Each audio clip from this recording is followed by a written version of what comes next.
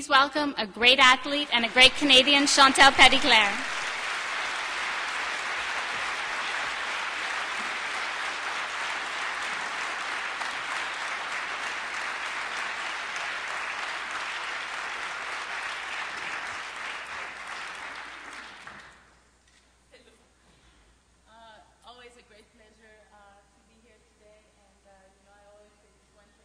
Enjoy as much as practicing my sport, and I would be talking about my sport. And after 20 years and 5 Paralympic Games of being a national team member, there's always 3 questions that everybody asks me, and one of them is how difficult was it to become a paraplegic at the age of 13 and take that challenge and turn it into an opportunity. The other question was how did you make it happen to win 5 gold medals in Athens and then again in Beijing 2008? And then the third question is always, what is your bench press maximum at the gym? So the bench press, it's a bit personal, so I don't share that information.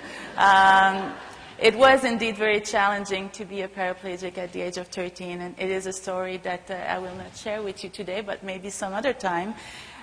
Because today I thought I would talk to you about what it takes to win those 5 gold medals. I was very inspired with the Vancouver Games, like we were all, and we saw those moments, we saw those athletes giving their best, and I thought, that it would be interesting to tell you what it took them, what it took me, to go out there and come back with those medals that makes us so proud to be Canadian.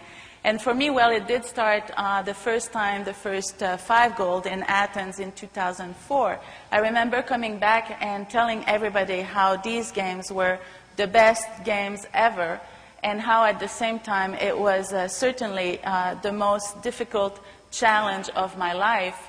And here I am after 2008, almost 2 years now, and I can really tell you that Beijing really were the best games of my life, and how at the same time it certainly was the biggest challenge of my life, so sure. And it did, start very early. I knew that it was going to be the biggest challenge because everybody who knows me knows that I am very competitive. So when I decided in July before Beijing that I was going to enter those 5 events, the 100, 200, 400, 800, and 1500, everybody that knows me knew that what I meant was I want to go out there and win 5 gold medals.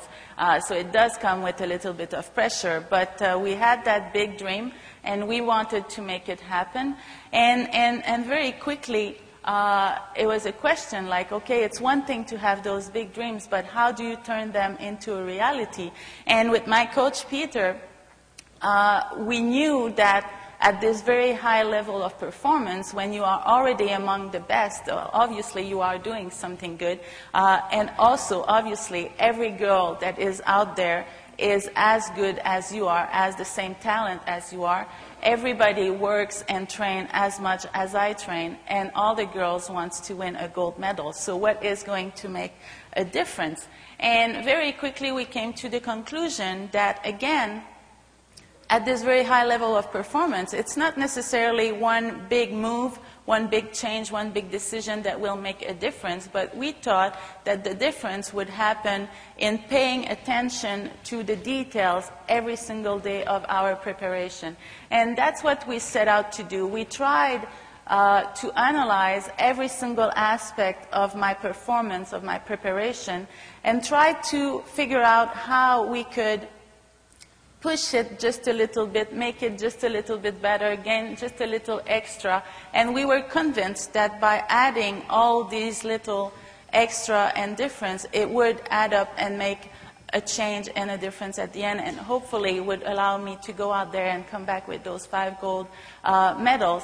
And what we did with my coach Peter and with my team is we looked at every single aspect of the performance. We worked very closely together, more than ever, very scientifically also with heart rate monitor, and trying to really see how far we could push it, how hard we could train without ever overtraining. And We also worked and hired a weightlifting coach, André Parent from Montreal, to really try and maximize the strength, to be as powerful as possible, and yet very, very quick and keep the speed and maximize my starts and end of races.